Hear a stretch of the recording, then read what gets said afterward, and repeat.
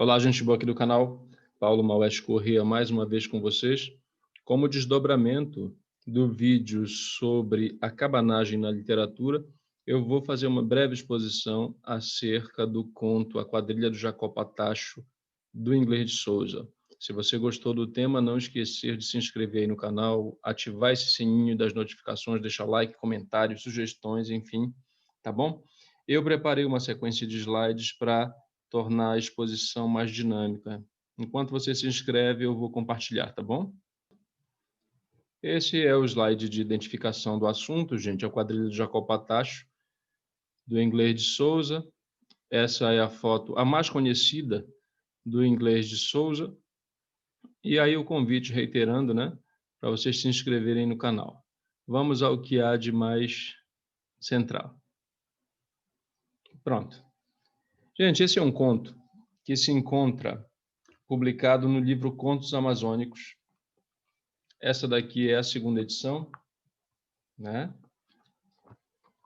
Eu já tenho um ensaio a respeito, um breve ensaio a respeito desse texto, que se encontra publicado aqui nesse livro, Contos Selecionados do Inglês de Souza. É um livro que eu publiquei em 2005 pela editora Pacatatu.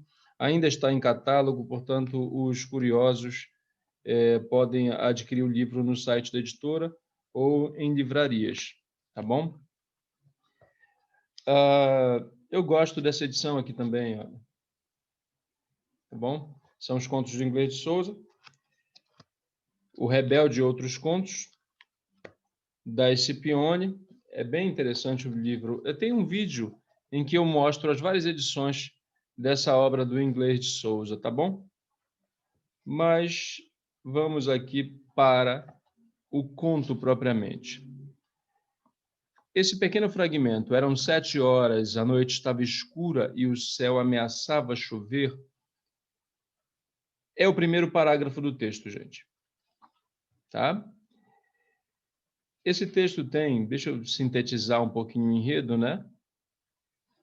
Esse conto tem como o grande pano de fundo a ação de um grupo cabano contra essa família Salvaterra, composta pelo pai, né, que é o Félix Salvaterra, a Sra. Maria dos Prazeres, que é a esposa dele, a filha, que é a Nica, e os filhos. São 2 filhos, eles não aparecem nomeados, tá certo?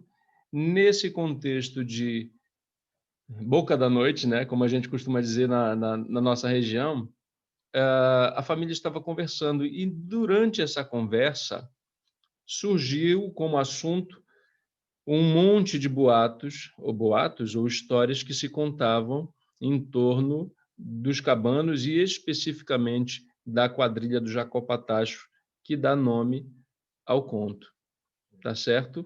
E aí, lá pelas tantas, eles ouviram um barulho, né? Aí o slide posterior.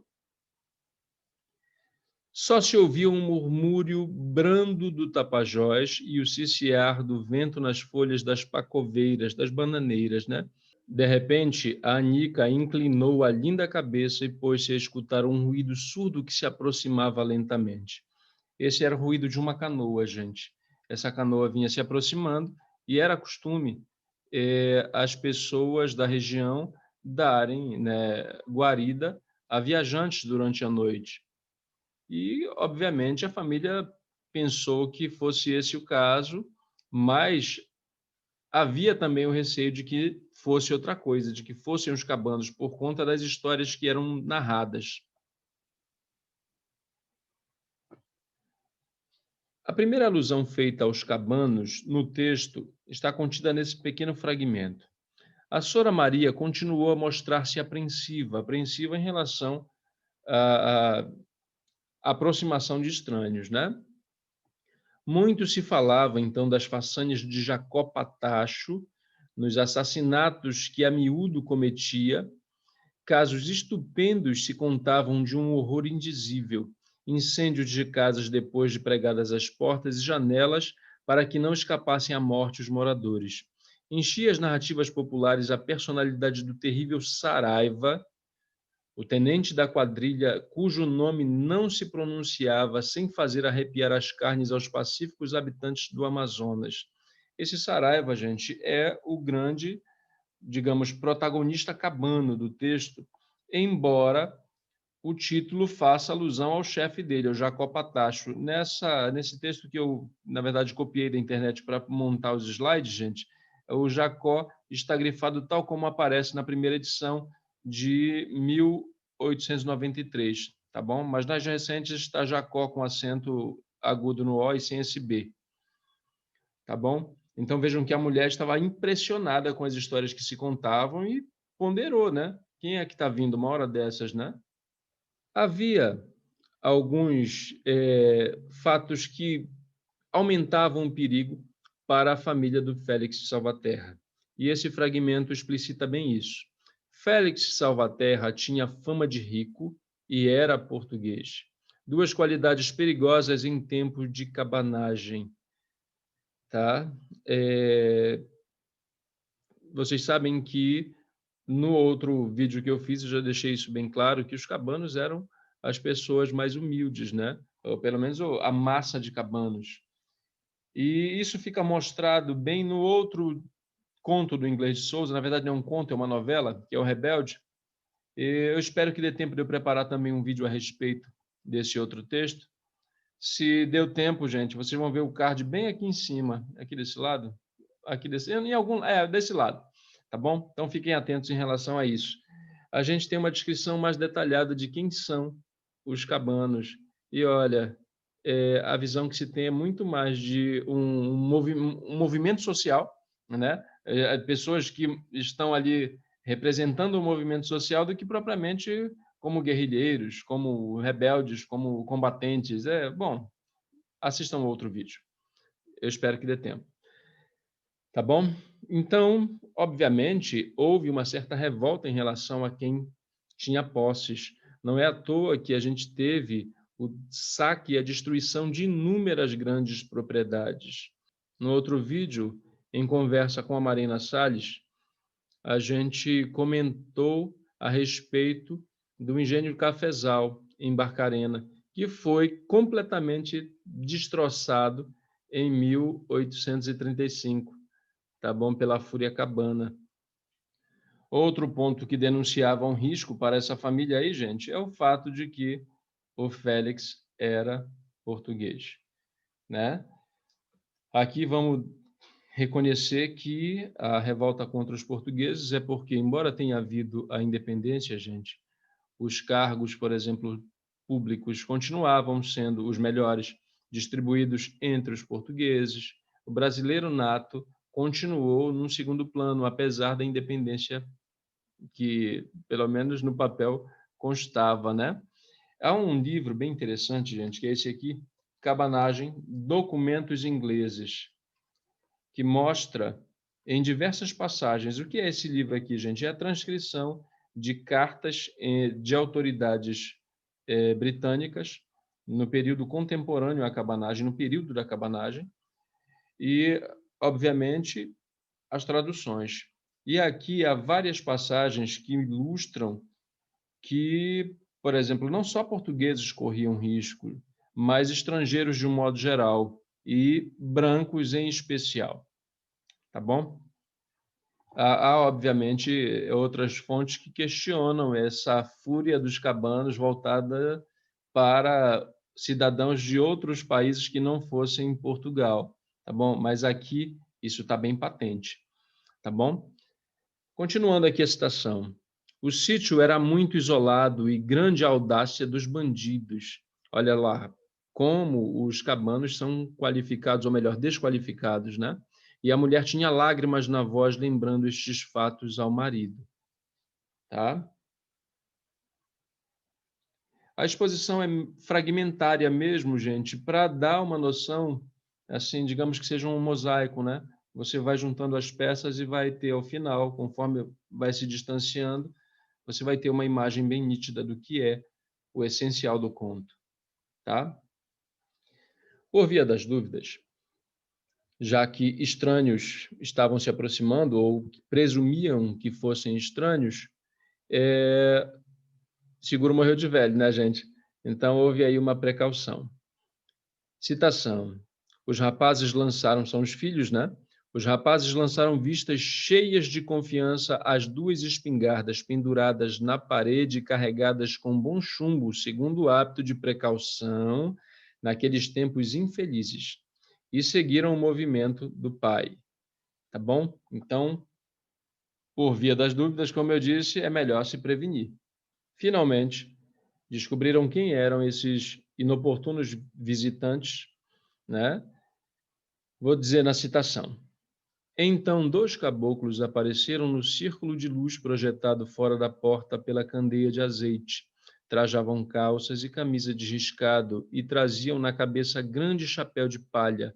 O seu aspecto nada oferecia de peculiar e distinto dos habitantes dos sítios do Tapajós.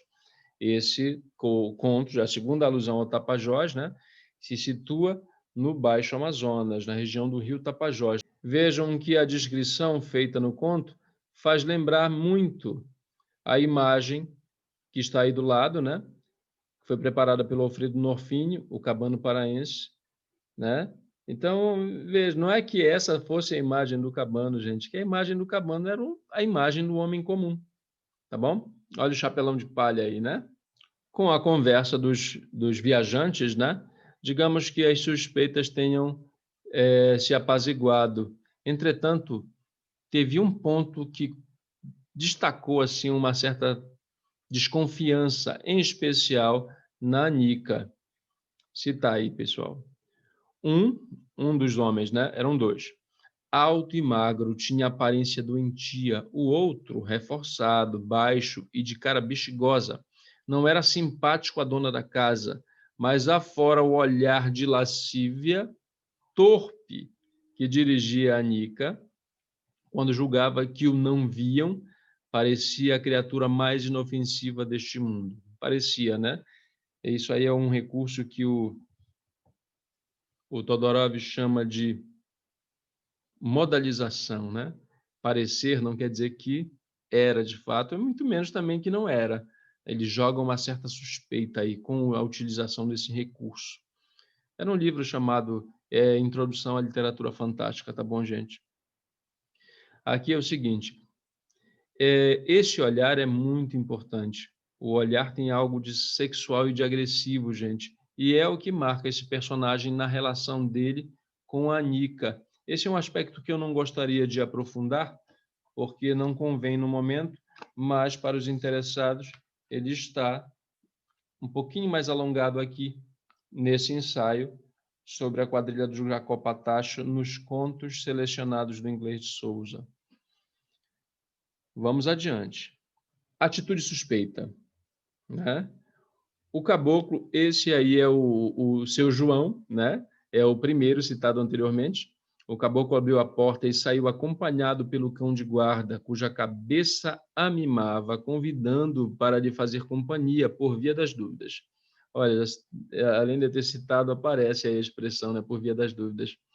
Aqui, gente, o que ocorre? O Saraiva aceitou ficar hospedado dentro da casa, mas o outro, o João, fez questão de ir dormir na canoa e ele saiu conduzindo o cão da família. Por que ele levou o cachorro, que era um cão de guarda, né? Essa é uma atitude muito suspeita, tá bom? Vocês vão descobrir na sequência. De todas as personagens, evidentemente, as femininas é que eram, digamos, a grande representação das suspeitas, das desconfianças. A mãe já ficou marcado desde o início, né? E, sobretudo, a Anica, a filha. Vou citar, gente. A Anica, depois de rezar a Virgem das Dores, puxa, tinha que ser logo a das Dores? Isso não é gratuito no texto, tá bom, gente? É por conta do desdobramento, que é pavoroso. Continuem me acompanhando que vocês vão chegar lá junto comigo, tá bom? Sua padroeira. Não pudera fechar os olhos. Impressionara muito o desaparecimento da pequena e da malhada. Aqui, gente, eram 2 reses, né? Que desapareceram naquele período. E aí, poxa, o que será que aconteceu? Vejam, mais um índice, né? Uma coisa que insinua um desdobramento. Que acreditava filho de um roubo e, sem querer, associava na sua mente a esse fato as histórias terríveis que lhe lembrara a mãe pouco antes sobre os crimes diariamente praticados pela quadrilha de Jacó Patacho.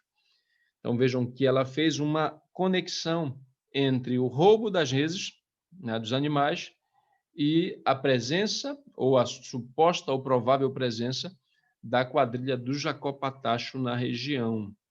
Essa moça ficou atormentada, viu? Ela ficou encucada com aquilo tudo, com o olhar do homem, com as histórias que a mãe contava. Bom, ela ficou impressionada mesmo, né? E as histórias tinham um fundo, poxa, monstruoso, gente. Olhem só.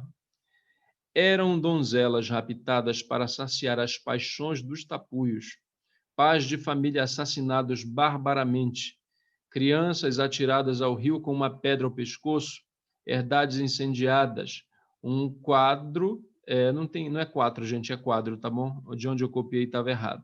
Esse texto já tem na cabeça. Um quadro interminável de atrocidades inauditas que lhe dançava diante dos olhos, tá? Isso aqui é o que se contava. E olha, o que se contava nem sempre era o exagero, correspondia a ações, mas nesse momento histórico, gente, não só as ações dos cabanos foram pavorosas, as ações legalistas também foram monstruosas em diversos casos, tá bom? Eu tenho aqui os motins políticos, olha, deixa eu mostrar para vocês. São 3 volumes, essa é a edição mais recente, da editora da UFPA, essa é a cara do livro, né? De cada um deles é parecida. Então, há vários registros de monstruosidades também cometidas pelos legalistas, né? Para, inclusive, servir como exemplo, de arrancar a orelha e fazer colar, gente. Olha, bom, só lendo aqui o Raiol, tá bom? O Raiol, que, a propósito, é uma fonte que cita o Jacó Patacho. Eu selecionei um fragmento mais adiante, vamos lá. Vai chegar lá, tá bom? As suspeitas da Nica cresceram ainda mais e esse outro fragmento dá suporte a essa minha afirmação. E por uma singularidade que a rapariga não sabia explicar, em todos aqueles dramas de sangue e de fogo havia uma figura saliente, o chefe, o matador, o incendiário, o demônio vivo que tripudiava sobre os cadáveres quentes das vítimas, no meio das chamas dos incêndios. E, produto de um cérebro enfermo, agitado pela vigília, as feições desse monstro eram as do pacífico tapuio que ela ouvia roncar placidamente no fundo da rede na sala vizinha, tá? Então, aqui, gente, ela não sabe por que nesses episódios a imagem que ela tem, né, dos bandidos, do bandido, do chefe, é a do homem que está dormindo, que pediu guarida lá na casa deles, tá? E esse trabalho, gente, de ficar matutando, matutando, matutando, vai trazer à tona uma lembrança. Sim, era aquele mesmo. Ela suspeitava que já tinha visto aquele olhar. Aliás, aquele olhar já tinha visto em um outro momento. Mas ela ficava, não, será que foi no Funchal? Acho que era esse o nome. Não, não, não, não foi. Ela lembrou. Foi em Santarém. E aí vem a citação. Não era a primeira vez que via aquele nariz ruído de bexigas, aquela boca imunda e servil, a cor azinhavrada, a estatura baixa e vigorosa, sobretudo aquele olhar indigno, desaforado, torpe que a incomodara tanto na sala, queimando-lhe os seios. Toda vez que aparece uma imagem de fogo, vocês já sabem que há uma insinuação erotizante, né? E aqui ela lembrou de onde é que ela conhecia aquele homem. Acentuação disso. Sim, nenhuma dúvida mais podia haver. O homem era um agregado de Joaquim Pinto, um camarada antigo da casa, por sinal que, segundo lhe disseram as mucamas da mulher do Pinto, era de Cametá e se chamava Manuel Saraiva. Isso mesmo, Manuel Saraiva. O tenente do Jacó Patacho se chamava Saraiva. Quanta coincidência, né, gente? Saraiva, Manuel Saraiva. estamos falando do mesmo personagem. E a essa descoberta que a Anica chegou, né? E agora, o que fazer? Ela ficou naquela angústia, vou chamar os meus pais, eu vou gritar, o que que eu vou fazer? Ela não podia sair do quarto dela para ir ao quarto dos pais, porque ela tinha que passar pela sala, né? Vamos aí ao desespero dela, né? Saraiva. Mas era este o nome do famigerado tenente do Jacó Patacho, cuja reputação de malvadez chegara aos recônditos sertões do Amazonas, e cuja atroz e brutal lascívia excediam horror aos cruéis tormentos que o chefe da quadrilha infligia às suas vítimas. Ou seja, o Saraiva era até pior do que o Jacó Patacho. Aí sim, como eu havia anunciado antes, uma citação que ilustra que esses personagens citados, Jacó Patacho e Saraiva, foram realmente personagens reais. Estes processos judiciais, aí eu fiz um comentário para contextualizar, decorrentes do estado de tensão em que se encontrava a província, tinham naturalmente de alterar o sossego público, como de fato alteraram, chegando por este tempo de mais a mais a notícia dos atentados cometidos por Jacó Patacho.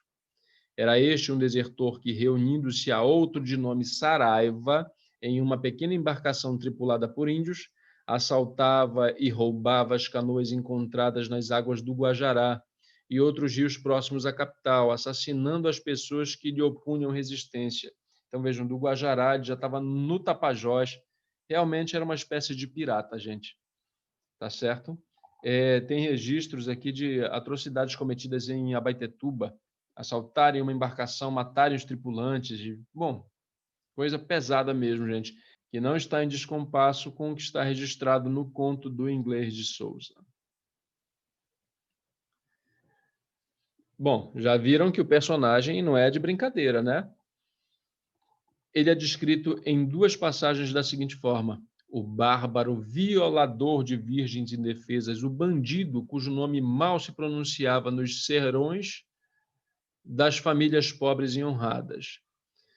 E a segunda passagem, o herói dos estupros e dos incêndios, a fera em cujo coração de bronze jamais pudera germinar o sentimento de piedade. Aqui é um monstro, né, gente? É dessa forma que ele é desenhado.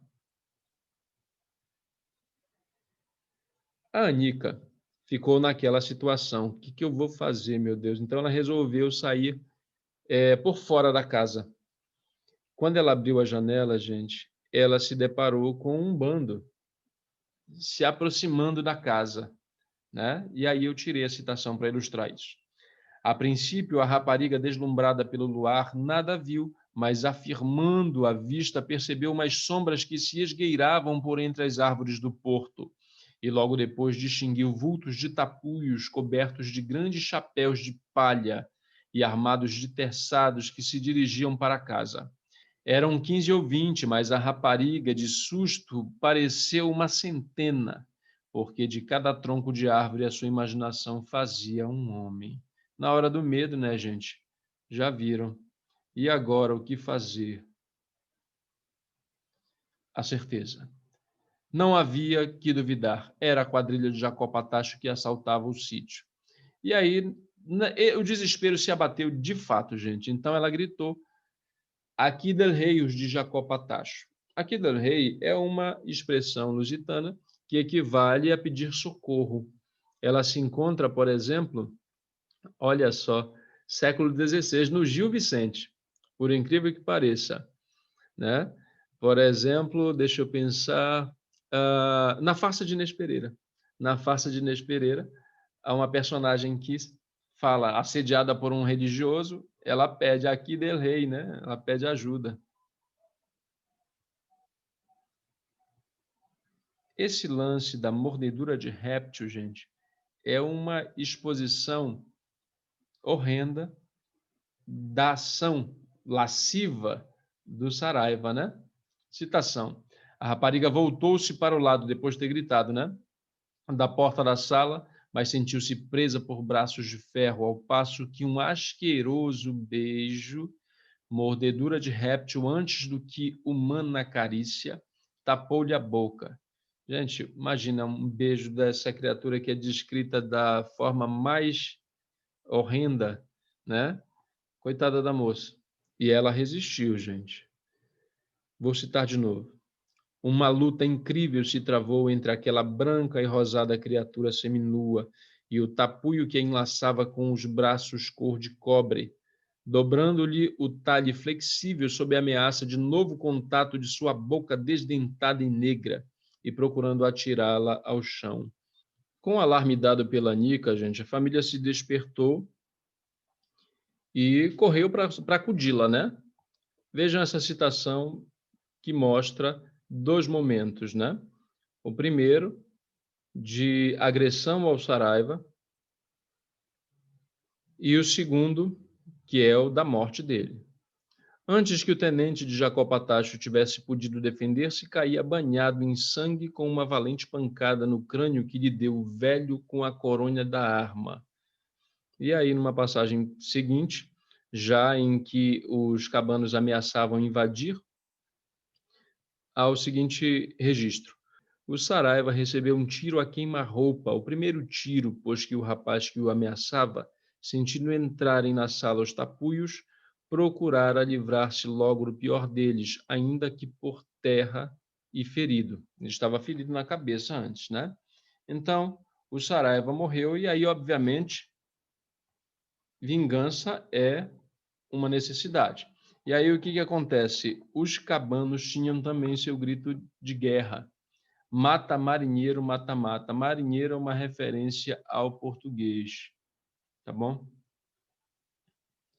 A vingança aparece nessa passagem, gente. Enquanto mãe e filha, agarradas uma à outra, se lamentavam desesperada e ruidosamente, o pai e os filhos caíam banhados em sangue, e nos seus brancos cadáveres a quadrilha de Jacó Patacho vingava a morte de seu feroz tenente, mutilando-os de um modo selvagem. A cena é forte, né? Como era costume dos cabanos, eles raptaram as mulheres, gente. A Nica e a mãe dela foram levadas pelos cabanos. E aí, finalmente, o nosso narrador se insere na história, nesse seguinte registro, para mostrar os vestígios da destruição causada pela quadrilha de Jacó Patacho. Quando passei com meu tio Antônio em junho de 1832, esse é um ponto bem interessante que eu já comentei no outro vídeo, a tomada de Belém ocorreu em 7 de janeiro de 1835. E esse evento é tomado como um marco na cabanagem, né? É o início da cabanagem. Mas aí nós temos fatos cabanos narrados 3 anos antes, tá bom? Essa é uma questão que é para provocar uma reflexão nos historiadores. Então, retomando, tal, em 32, pelo sítio do Félix Salvaterra, o lúgubre aspecto da habitação abandonada, sob cuja cumieira um bando de urubus secava as asas ao sol, chamou-me a atenção. Uma curiosidade doentia fez-me saltar em terra e entrei na casa.